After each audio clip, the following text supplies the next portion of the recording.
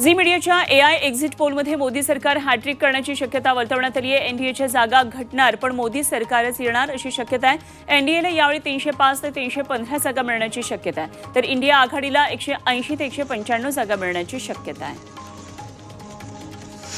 महाराष्ट्रात 48 जागांसाठी लोकसभेची लढत होती। यंदा महाराष्ट्रामध्ये महायुतीला फटका बसण्याची शक्यता आहे। महायुतीच्या जागा 41 वरून 26 ते 34च्या दरम्यान घसरण्याची शक्यता आहे। महाविकास आघाडीच्या जागा 5 वरून 15 ते 21 वर जाण्याची शक्यता आहे। पंतप्रधान नरेंद्र मोदी आपल्या सरकारच्या तिसऱ्या कार्यकाळासाठी आता सज्ज असल्याची माहिती सूत्रांनी दिली आहे। मोदींकडून पुढच्या 100 दिवसांच्या कार्यक्रमाच्या रूपरेषेचा आढावा घेतला जात असल्याचं सूत्रांकडून समजतंय। सामना अग्रलेखातून राऊतांनी मोदींवर जोरदार निशाणा साधलाय। 4 जूनला मतमोजणी झाल्यावर हुकुमशाहीचा अंधकार दूर होईल। मोदींनी ध्यान केलं तरी जनतेच्या मनामध्ये उसळलेला उद्रेक ते शांत करू शकलेले नाहीत, त्यामुळे भाजपचा पराभव होणारच आहे असं म्हणत संजय राऊतांनी मोदींवर निशाणा साधलाय। मुख्यमंत्री एकनाथ शिंदेंनी ब्रीच कँडी रुग्णालयात जाऊन शिवसेनेचे आमदार शहाजी बापू पाटील यांची भेट घेतली। सांगोल्याचे आमदार शहाजी बापू पाटील यांची तब्येत बरी नसल्यानं त्यांना ब्रीच कँडी रुग्णालयात दाखल करण्यात आलं। यावेळी शिंदेंनी रुग्णालयामध्ये जाऊन शहाजी बापूंच्या तब्येतीची विचारपूस केली। मुंबई पदवीधर मतदारसंघासाठी उद्धव ठाकरे गटाचे नेते अनिल परब आज उमेदवारी अर्ज दाखल करतील आणि यासाठी ते वांद्रे घरावरून आपल्या कार्यकर्त्यांसह निघणारे दुपारी 12 वाजता कोकण भवनमध्ये दाखल होऊन आपला उमेदवारी अर्ज ते आज भरतील। नाशिक शिक्षक मतदारसंघातून आज डॉक्टर राजेंद्र विखे पाटील आपला उमेदवारी अर्ज भरणार आहेत। भाजपकडून ते उमेदवारी अर्ज दाखल करतील।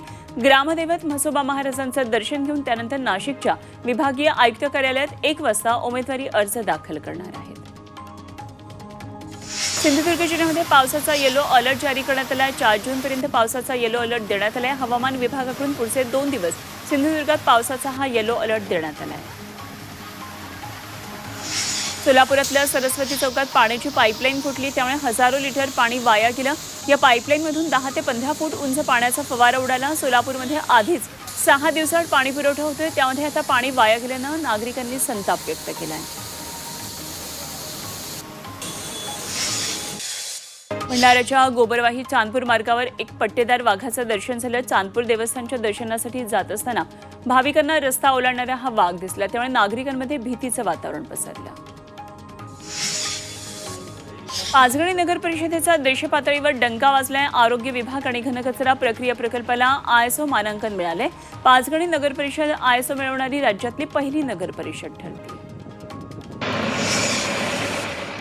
जागतिक सायकल दिनानिमित्तानं गडचिरोलीमध्ये भव्य सायकल रॅलीचं आयोजन करण्यात आलं होतं। पोलीस अधिकाऱ्यांसह नागरिकांनी या सायकल रॅलीमध्ये सहभाग घेतला। रायगडच्या अलिबागमधील सरखेल कान्होजी आंग्रे यांच्या समाधीस्थळाच्या सुशोभीकरणाचं काम 2.5 महिन्यांपासून रखडलंय। या कामाबाबत पुरातत्व विभागानं शंका उपस्थित केल्यानं हे काम थांबलं। शंकांचं निरसन झाल्यानंतर काम लवकर सुरू होईल असं नगरपालिकेकडून सांगण्यात आलंय। संभाजीनगरमध्ये ड्रेनेजच्या खड्ड्यात पडून तरुणाचा मृत्यू झाला। विमानतळा शेजारच्या मुकुंदनगर आणि राजनगर भागात फुटलेल्या पाईपलाईनमधलं पाणी सोडण्यासाठी मनपानं एक भला मोठा खड्डा खोदला होता आणि या खड्ड्यामध्ये पडून या तरुणाचा मृत्यू झाला। छत्रपती संभाजीनगर जालना मार्गावर बसनं ट्रॅक्टरला धडक दिली। 1 जण यामध्ये ठार झाला, 16 जण जखमी आहेत। सर्व जखमींना तातडीनं संभाजीनगरच्या शासकीय रुग्णालयात उपचारांसाठी दाखल करण्यात आलं।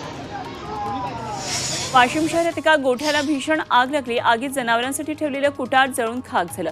गोठ्यातले लाकूड जळाल्यानं मोठं नुकसान झालं। दरम्यान अग्निशमन दलानं घटनास्थळ गाठत आग आटोक्यात आणली। आगीचं कारण मात्र अद्याप अस्पष्ट आहे।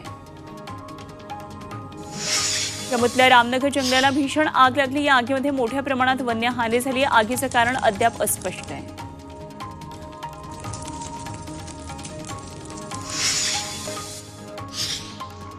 नवी मुंबईतल्या रबाळेमध्ये घरफोडी करणाऱ्या सराईत चोरट्याला पोलिसांनी अटक केली आहे। पोलिसांनी सापळा रचला, आरोपीला ताब्यात घेतले आणि त्याच्याकडून अन्य 5 गुन्ह्यांची उकल झाली आहे। पुण्यात शिरूरमध्ये रात्रीच्या वेळी कोणत्याही प्रकारची परवानगी नसताना आकाशात ड्रोन घिरट्या घालतोय, त्यामुळे नागरिकांमध्ये भीतीचं वातावरण निर्माण झालंय। चोरीच्या उद्देशानं हा प्रकार होत असल्याचा नागरिकांना संशय आहे।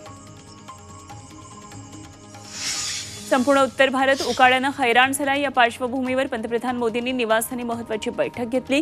तीव्र उष्णता असल्यानं अनेक ठिकाणी शॉर्ट सर्किट झाल्यानं आगीच्या घटना घडल्यात। याबाबत बैठकीत चर्चा करण्यात आली। काश्मीर घाटीतल्या गुलमर्ग भागात बर्फवृष्टी झाल्यानं पर्यटकांची मोठी गर्दी होतीये. गरमीनं हैराण झालेले नागरिक गुलमर्गला जाणं पसंत करतात. गुलमर्गचं सौंदर्य टिपण्यासोबतच थंड वातावरणाचा आनंद पर्यटक लुटतात. 2020 वर्ल्ड कप क्रिकेट स्पर्धेसाठी भारतीय संघाची तयारी सुरू झाली. मात्र संघाचं व्यवस्थापन फलंदाजांच्या क्रमवारीबाबत अजून निश्चित काही ठरलेलं नसल्याचं कर्णधार रोहित शर्मानं सांगितलं. भारतीय बुद्धिबळपटू प्रज्ञानंदनं अमेरिकेच्या करुआनावर विजय मिळवलाय. अमेरिकेतल्या क्रमवारीमध्ये करुआना हा दुसऱ्या स्थानावर आहे. या कामगिरीमुळे प्रज्ञानंदचा जगभरातल्या प्रमुख 10 खेळाडूंमध्ये आता समावेश झालाय.